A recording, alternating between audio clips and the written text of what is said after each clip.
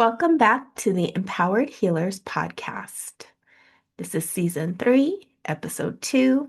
And in the last episode, I shared a vision I had of the ancient mother, the original mother, and the two worlds that exist side by side. Today, I wanted to go deeper into how this applies to you. How is this part of your path? And I keep thinking about the different ways that the Great Mother is returning and how she is opening the hearts and minds of people all over the world. And if you're listening, you're part of that awakening, part of that returning. You're part of the ancient path where you put nature first now. You put your humankind first and you return to the original ways of humanity. So, welcome back. I invite you to take a nice deep breath in and out as we go deeper into the teachings of the Great Mother. So, as we go into this next era, there is so much going on. And the one thing you have to remember is that when there's a lot going on, instead of feeding the noise, we want to feed the silence. Because underneath all the noise is the truth, is the wisdom, is the strength, is the courage, and it's the way forward. So, how it begins is you just may have a feeling that something in your life no longer fits. You may start to disengage from things that you used to find pleasure in. The things that you might have enjoyed, like shopping, become mundane, become boring, become something that just doesn't feel good anymore. And it may cause a lot more anxiety, even depression, because there's this void. And whatever it was that you used to find pleasure in was filling that void. And when the mother starts to awaken your path, that void is exposed because she's showing you where you are empty, where you were longing to be filled by this false sense of security, also known as things, materialism, bad relationships, toxic environments, unfulfilling jobs, on and on and on. And you're looking for happiness in that thing that could never give you happiness. And when it's exposed, you have this sense that there's an emptiness. And the pace of your life, the noise of your life, the pressure, it becomes heavier than before. Before you didn't notice, so it wasn't heavy. It was bearable. Oh, this is the way it's supposed to be. Everybody around me is like this. It's not so bad. Other people have it worse. Those are the ways we justify unhappiness, and then we stay in misery. And so when you start to really awaken, you have a longing for something simpler, something real, something tangible, something that cannot be taken from you. And you will find yourself wanting time in nature, silence, meaning, meaningful things, meaningful people, meaningful experiences. it will just be natural. This is often the first sign that you are returning back to your ancient path. You are returning to the ancient ways, to your ancient remembering. It's a gentle pull towards something deeper. It's when you get to the point where you understand material things, people can never fill your happiness. They cannot be what makes you happy unless you're happy within. And over the years, I've worked with so many people who have climbed to the top of their fields, who have made endless money, who have more money than they will ever spend, that maybe 10 generations from now could even reap benefits from. And so most of the time, they are miserable. They are miserable. And why they're miserable is because they thought that reaching that pinnacle of material wealth would bring them happiness, but oftentimes it brought them more sadness because now all these things have cluttered up their time, their family, their relationships, their trust, their security. Everything now revolves around protecting those material assets, protecting their selves. And protection can also become isolation, loneliness, mistrust, and a big old fence around your heart.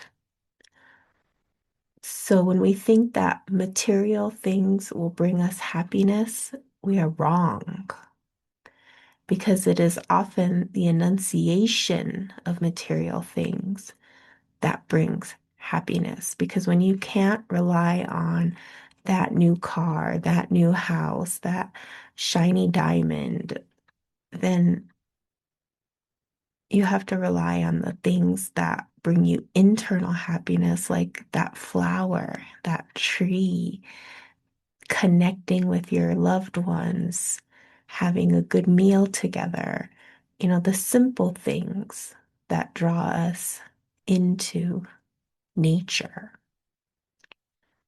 Just sitting in silence, that's a treat. That's a real treat.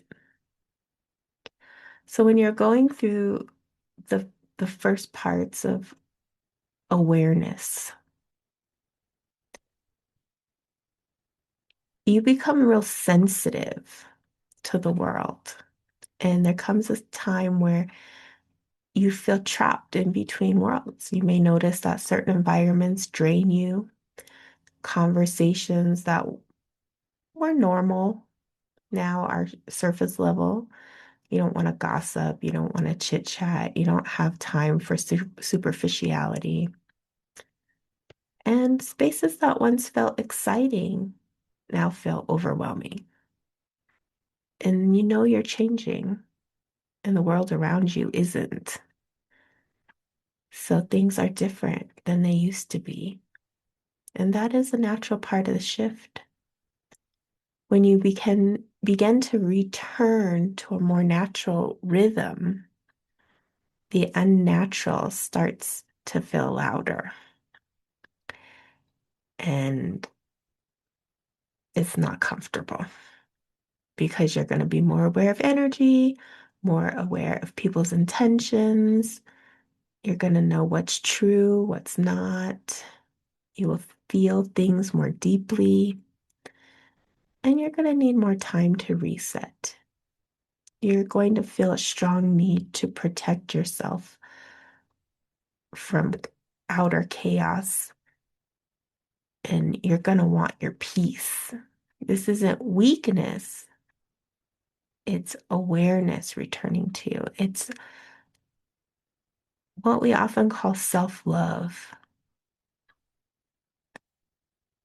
you're becoming aware of who you are on a deeper level. This is often when people start awakening to different spiritual concepts, beliefs, religions.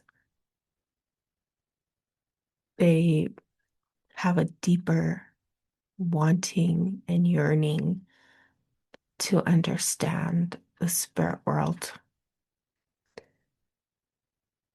And they start remembering,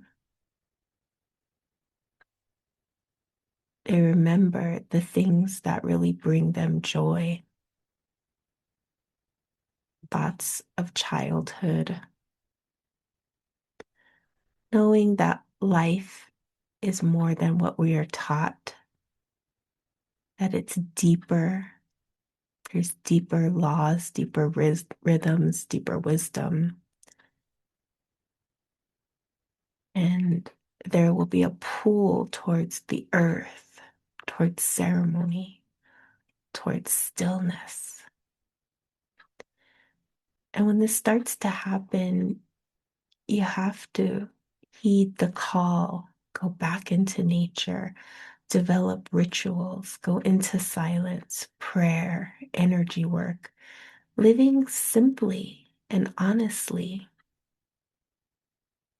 taking all the time you can to be alone in your own presence, to understand your own mind, your own heart, your own beingness.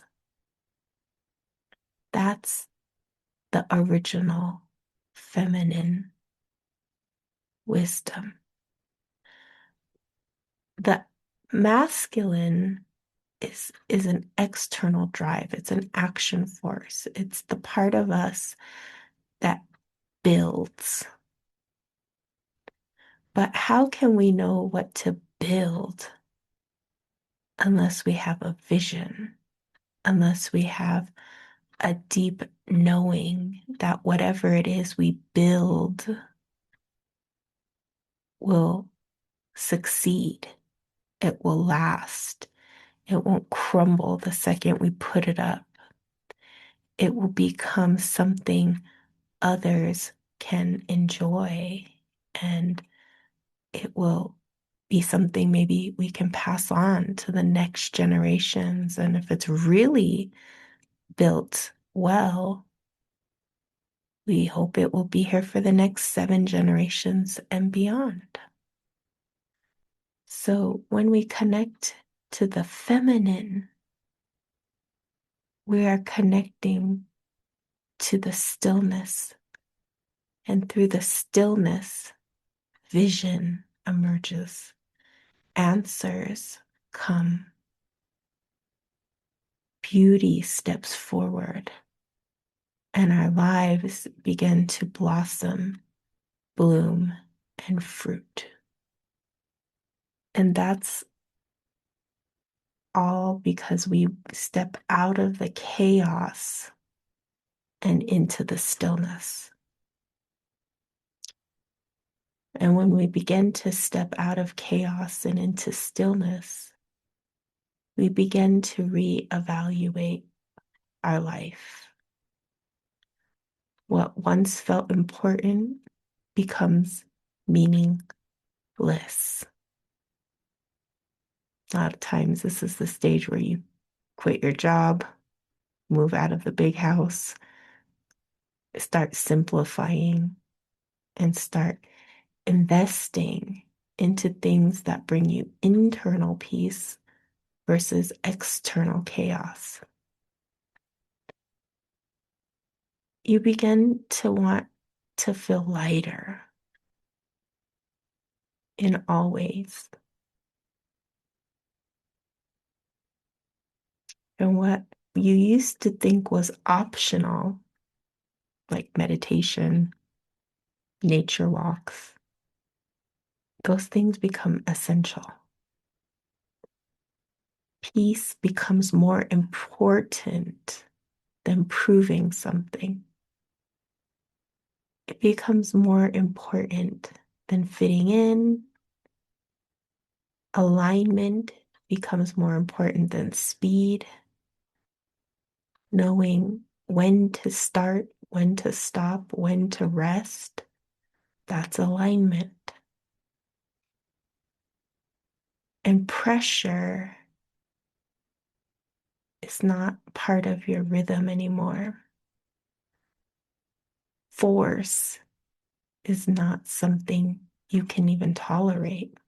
Because when you start to balance that feminine energy, if you've been in a masculine state, and I'm not talking about if you're a man or woman or whatever gender, we both have these frequencies, masculine and feminine, yin and yang. And when we're too yin, we're too passive. When we're too yang, we're too active. The balance is in the middle of knowing when to do and when to receive, when to build, when to envision. And sometimes the bigger the vision, the more time it takes to build, the more time you will sit and percolate and think about it and ruminate about it and plan it. And, like when you're putting up a building, you don't just say, okay, let's buy the concrete tomorrow and put it up.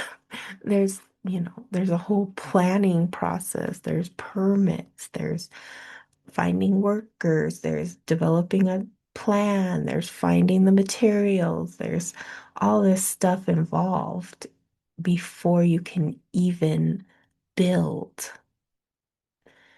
And there's a vision that has to be established first. And when we work and operate in that unison, things come together very beautifully. And of course, there's the spiritual component of it that we can visualize and we can build.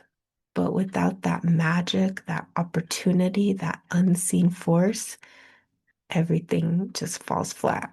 I mean, you could build a building and nobody wants to live there because it's not attractive. It's not calling in the people. It's empty.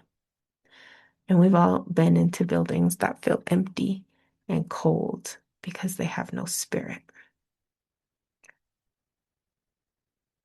So when we talk about the Great Mother and last episode where I talked about my vision of the two worlds, these worlds are so blazingly clear right now. When you turn on the TV and you see the fear-based world, you won't see it. It's terrorizing. And then maybe you'll go to, YouTube and you'll turn on a spiritual talk, or you'll see the peace walk with the monks. You'll see people feeding the homeless, doing good things. That's the other world. That's the Great Mother. That's the return of the original ways. And we have to choose the world that we want to create as these two worlds are simultaneously playing out. There's this very dark, terrorizing world. And then there's this soft, quiet, beautiful light that is shining and saying, you don't have to choose that path. That's not for you. Just because it's everywhere and it's thrown in your face doesn't mean that's your life. And you don't have to freeze or get terrified when you see those things. Now, for some people, they will. They will have to see those things. They will have to experience those things. And when you're putting out love and you're doing good works, you are diminishing the power of terror. And the dream and the hope and the vision is that eventually enough people sending love, doing kindness, being compassionate, helping will diminish that world where the next generations will not carry that.